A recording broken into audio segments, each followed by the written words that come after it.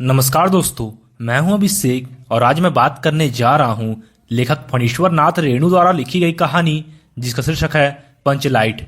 लेखक ने इस कहानी के माध्यम से ग्रामीण वातावरण का चित्रण करते हुए ग्रामवासियों के मनोवैज्ञानिक की वास्तविक झलक प्रस्तुत की है। तो चलिए दोस्तों, शुरू से इस कहानी को समझने की कोशिश करते हैं। गांव में रहने वाली विभिन्न जातियां अपनी अलग अलग टोली बनाकर रहती है। उन्हीं में से महतो टोली के पंचों ने पिछले 15 महीने से दंड जुर्माने के द्वारा जमा पैसों से रामनवमी के मेले से इस बार पेट्रोमैक्स खरीदा था। गांव वाले पेट्रोमैक्स को ही पंचलाइट या पंचलैट कहते हैं। पंचलाइट खरीदने के बाद बचे 10 रुपए से पूजा की सामग्री खरीदी गई। पंचलाइट को देखने के लिए टोले के सभी बालक, औरतें और मर्द इकट्ठे हो गए और सरदार ने अपनी पत्नी को आदेश दिया कि वह इसके पूजा पाठ का प्रबंध करे। महतो टोली के सभी लोग पंचलैट के आने से अत्यधिक उत्साहित है, लेकिन उनके सामने एक बड़ी समस्या यह आ गई कि पंचलैट जलाएगा कौन, क्योंकि किसी भी व्यक्ति को पंचलैट जलाना नहीं आता था।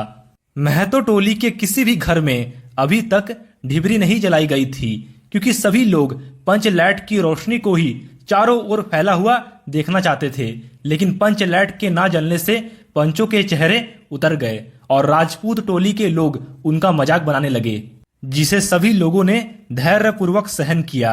इसके बावजूद पंचों ने तय किया कि दूसरी टोली के व्यक्ति की मदद से पंचलैट नहीं जलाया जाएगा।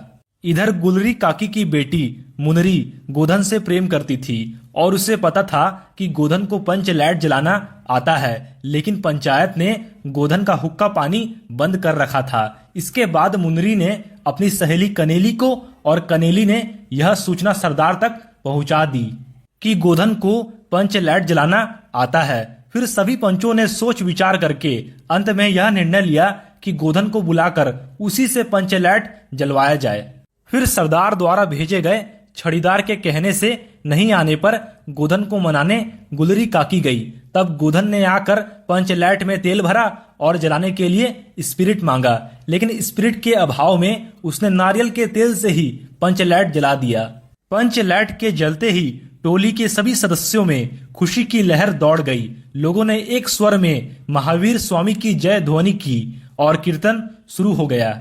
गोधन ने जिस होशियारी से पंचलैट को जला दिया था, उससे सभी लोग प्रभावित हुए थे। गोधन के प्रति सभी लोगों के दिल का मैल दूर हो गया और गोधन ने सभी का दिल जीत लिया।